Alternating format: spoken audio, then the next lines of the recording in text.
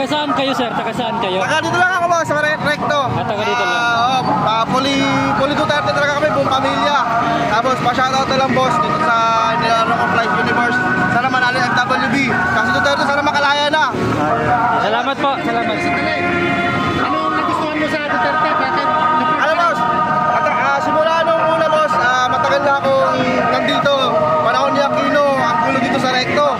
Pero nung si Duterte nakaupo boss, wala lang kaguluhan dito boss, wala lang snatcher. Ngayon bumabalik na naman boss, magulo na naman dito. Ngayon sana bumalik na si Duterte boss, laban lang. Kaya iboboto nyo ngayon si Sara Duterte sa Twitter? Oo boss, iboboto namin na. Buong pamilya boss, iboboto si Sara Duterte. Sir, ano pong mensahe mo doon sa mga kabataan ngayon na galit sa mga ginagawa ni Pangulong Duterte? Bilang kabataan, ano po masasabi mo sa kanila? Masasabi ko lang sa kanila, huwag na tumanggap ng bayad. Fully support tayo para sa Pilipinas, para kaunlaran ng Pilipinas. Yun lang. Kahit lahat boss. Salamat sir, salamat. Sige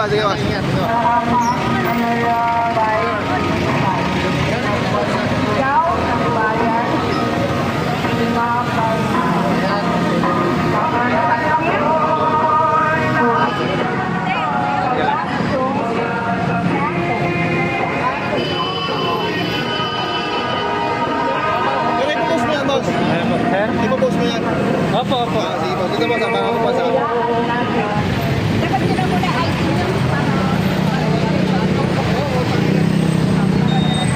Nakapaya pa na kayo, sir?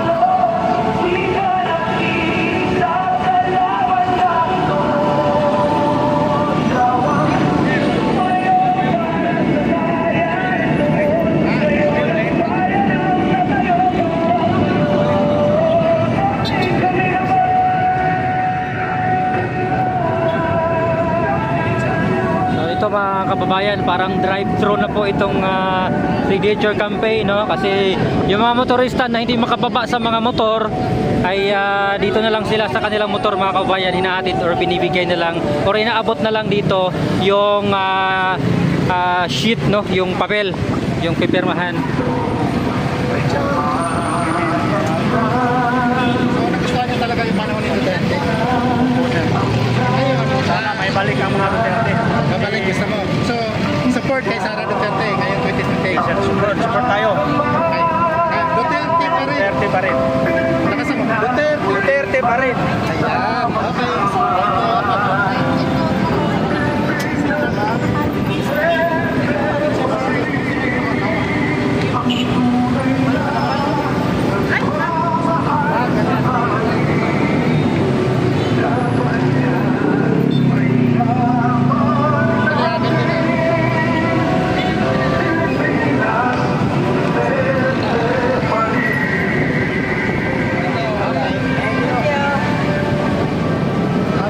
Taga saan kayo, sir?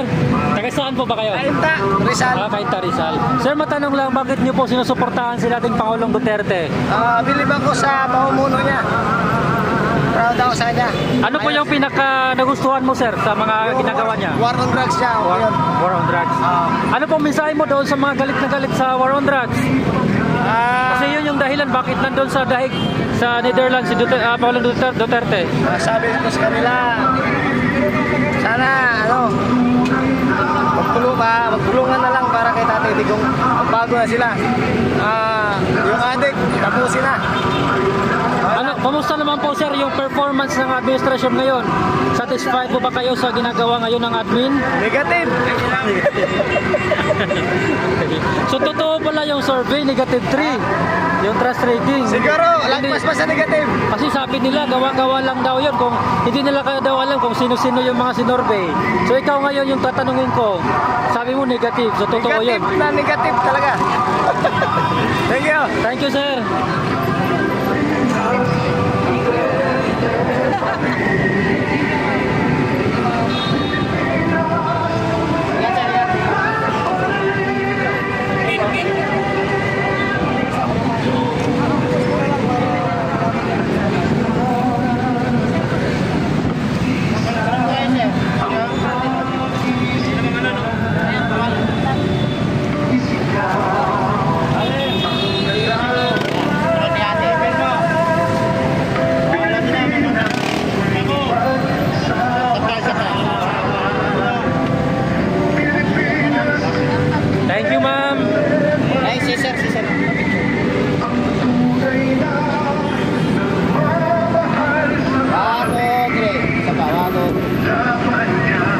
tanong kayo saglit, sir. Di ba kayo ma-interview? Ayos lang. Dito kayo, sir. Dito. Tanong namin, sir, bakit mo sinusuportahan po, sir? Yung Tayo Kami Naman signature campaign. Siyempre po, sa lahat po ng presidente, malaki po yung nagawa ni Tatay Digong. Lalo na po sa mga graduate natin, sobrang dami ng mga to. Kaya sinasabi na lang,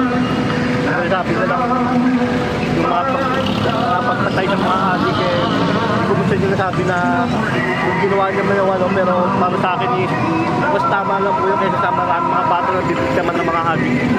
Ayan, thank you, sir. Thank you. Thank you po. Okay na, sir.